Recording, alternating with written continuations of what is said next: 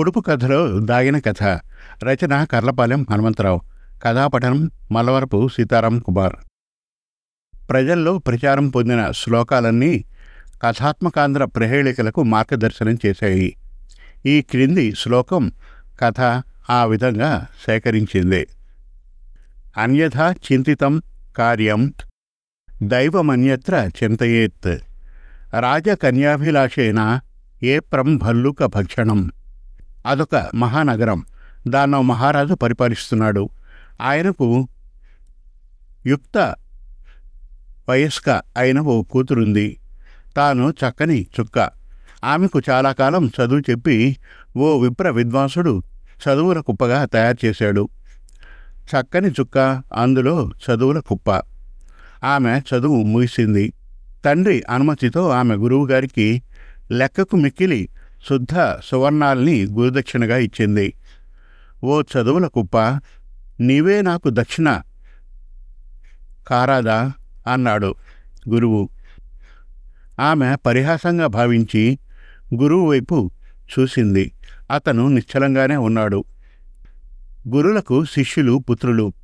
పరమార్థము లోకధర్మ ప్రథమిది అని గురువుగారి పాఠం గురువులకే అప్పచెప్పింది. ఆయన తన పరీక్షలో గెలిచావని ప్రశంసించి వెళ్ళిపోయాడు. రాజు కూతురు వివాహానికై ముహూర్తం నిశ్చయం చేయడానికి జ్యోతిష్యులని పిలిపించాడు. రాజకుమార్తె అందాన్ని ఆశించిన ఆ విప్ర విద్వాంసుడు ఆ జ్యోతిష్యునితో స్నేహం చేశాడు. అతన్ని వశపరుచుకున్నాడు. డబ్బుకు లోకం దాసోహమన్నట్లు ఆ బీద జ్యోతిష్యుడు గురు బోధనను అనుసరించాడు. మహారాజా, మీ కూతురుకు వివాహమైన 9వ రోజున ఏనుగులు, 10వ రోజున గుర్రాలు, 11వ రోజున సైన్యం, 12వ రోజున రాజ్యం వరుసగా నాశనమవుతాయి. మీరు శత్రువులతో సంహరింపబడతారు అని జ్యోతిష్యుడు చెప్పాడు. మహారాజు అయోమయంలో పడ్డాడు. అతన్ని ప్రాణభీతి పట్టుకుంది. ఏం చేయాలో అర్థం కావడం లేదు. పరిష్కార మార్గం వివరించాల్సిందని ప్రాధేయపడ్డాడు. జ్యోతిష్యుడు గురువుగారు చెప్పిన మాటల్ని తూచా తప్పకుండా విన్నవించాడు. ఓ పెద్ద పెట్టె, ఆ పెట్టెలో ఓ మంచం, మంచం మీద రాకుమార్తె. పెట్టె ముయ్యాలి, అర్ధరాత్రి మహానదీ ప్రవాహంలో వదిలేయాలి. ఈ విషయం పుత్రికి కూడా తెలియరాదు.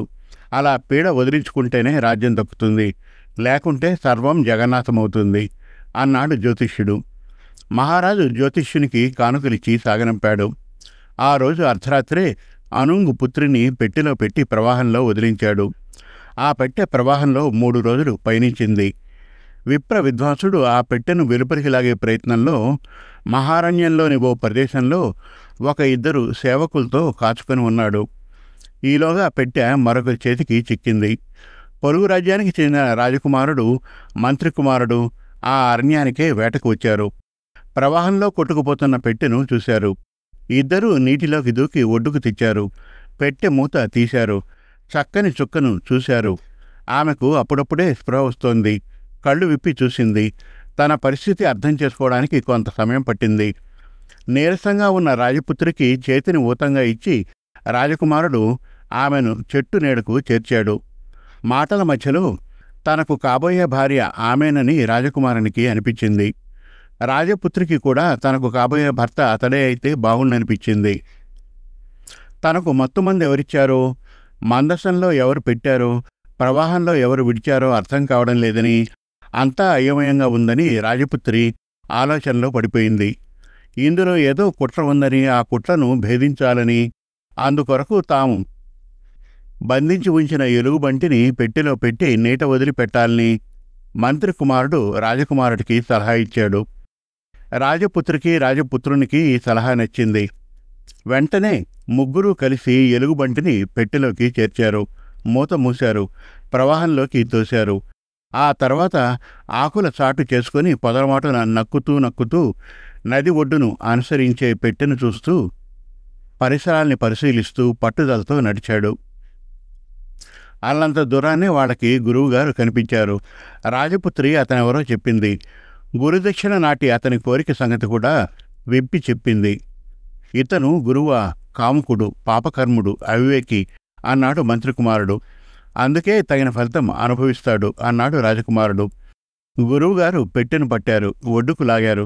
సేవకుల సహాయంతో బండిపైకి ఎక్కించారు. బండిని నగరాభిముఖంగా నడిపించారు. ఇక్కడ ఈ ముగ్గురు కూడబలుక్కున్నారు. మారువేషాలతో నగరంలో ప్రవేశించి ఓ ధర్మసత్రంలో విడిది చేశారు. విప్ర విద్వాంస గురు వరేణ్యుడేం చేస్తున్నాడనేది ఎప్పటికప్పుడు తెలుసుకుంటూనే ఉన్నారు. బండి పెట్టెతో పాటు గురువుగారి గృహాంతర్భాగానికి చేరింది. అప్పటికే గురువుగారు, శిష్యులు, సేవకులు వివాహానికి కావలసిన ఏర్పాట్లన్నీ చేశారు. పెట్టె తెరిచిన వెంటనే తాళిబొట్టు కట్టాలని గురువుగారు తహతహలాడుతున్నారు.